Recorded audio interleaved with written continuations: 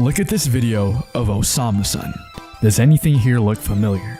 From the hair to the shoes and even his album covers. Many fans of the underground call him a Playboi Carti clone, but his fans call him an innovator who's one of the most artistic people in the industry. So, what really is it? We rolling deep. Mic check. 2003, Columbus, Ohio. Amari Deshaun Adam Milton was born to a gigantic family. Yeah, I just got a big ass family. Amari had two different upbringings, one in Columbus and one in Goose Creek, South Carolina, with a family who is musically inclined. I've always been around music because my uncles, they used to do music. A young Amari started listening to just about everybody you could think of.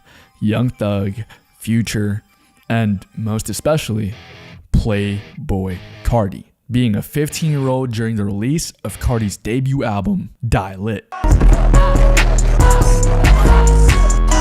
The way that Carti performed, dressed, and moved, and made his visuals was like watching a superstar in the making. Everything was all magic to a young Amari, but he still had a long way to go. And I'm Amari Middleton, and this is Gator Sport. Our boys baseball team went up against James Allen High School Monday. But Amari wasn't just making content, he was also consuming it, being about 16 to 17 during the rollout of both Whole Lotta Red and Eternal Take. And by the time those two albums were coming, everybody's eyes were on the two.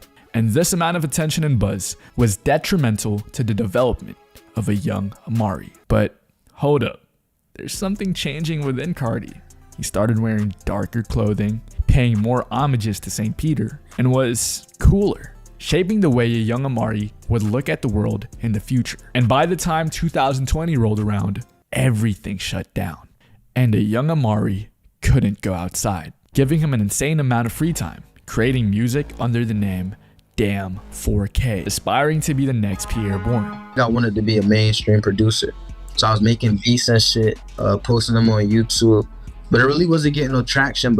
So he pivoted and focused on music, using the name Prada Umari.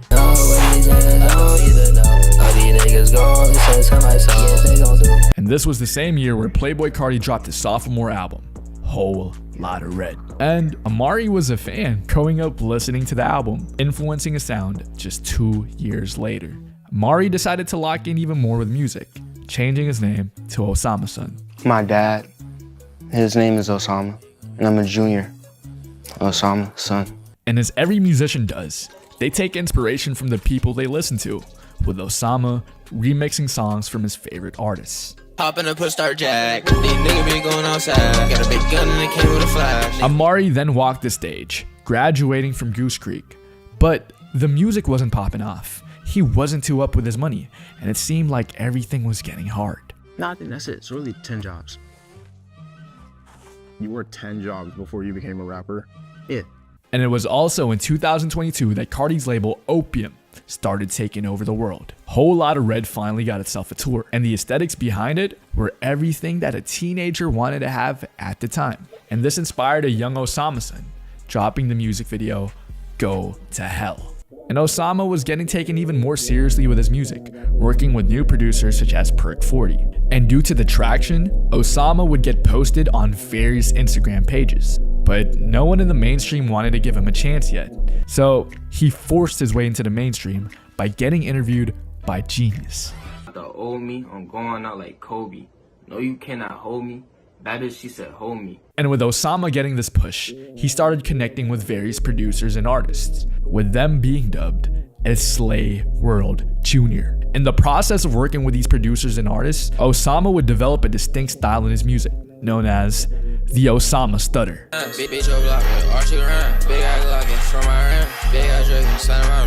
Although Osama needed one more thing to finally get his music out there, and that was a manager. And what better manager to do it than one of the most influential names in the underground, High-Tech Steph. Yeah, shout out my nigga Steph, bro. My nigga Steph in like the islands right now, bro. I swear to God. And one song finally changed everything for Osama. I love make shit dip, yeah.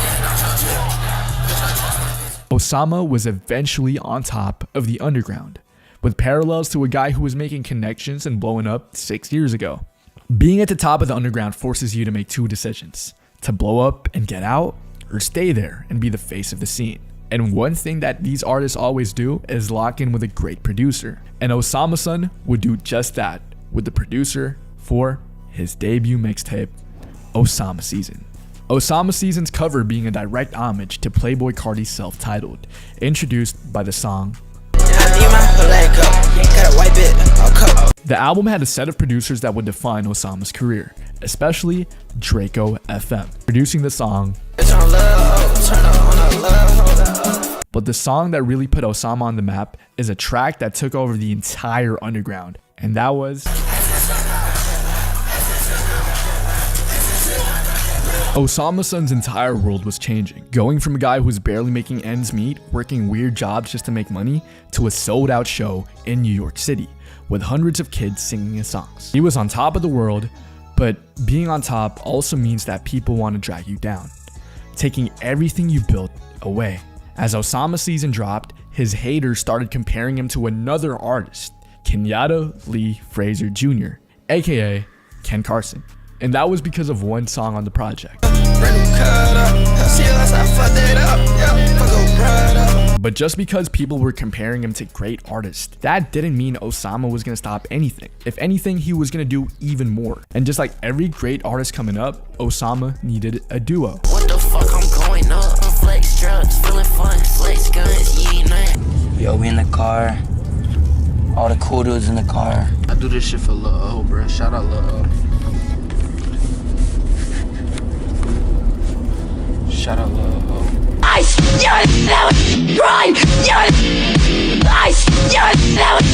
Previewing the project that would put Lil O damn near into the mainstream.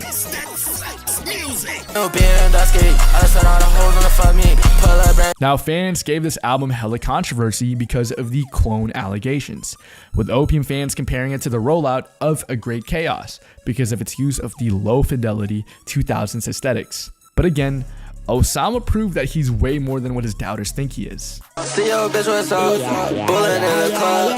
as every great artist grows and drops music, people want to see them live, both the haters who want to see him fail and the supporters who wanted to mosh to every single song. And Osama provided that by partnering with Rolling Loud on the Flex Music Tour. Texas sold out, bitch. You know fucking hot, bitch. But even at the top of the world, Osama-san had to face the biggest threat of his career. 1300 leak? What is that? It didn't, bro. They capping.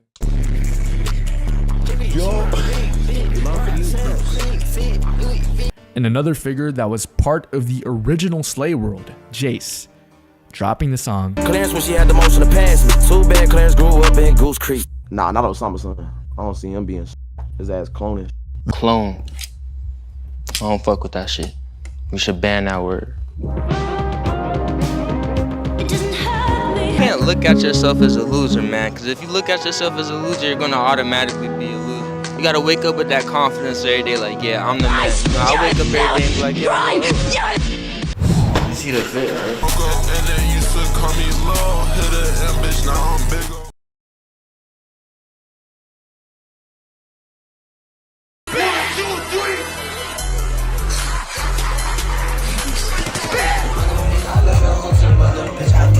What's up? I actually love all of you so much. No matter what you think about me, no matter what you see about me, I still love you. It's never a setback. A setback is never a setback. It's really a push forward, but you just gotta take the punches and roll with it, man, and keep going. You know, the shit not gonna make you better. Limb to limb, I follow you.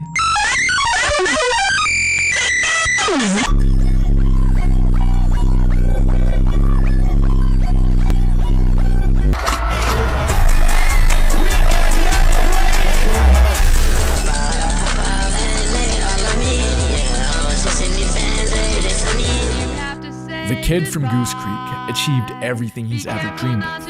You know, feed my family and just take care of everybody and do what I love, you know, so it feels good. It feels pretty normal. It just feels like I was born to do this. It's like, Dear Slum, keep your head up and keep going. It's only gonna get better. Love you, kid. From Lil O.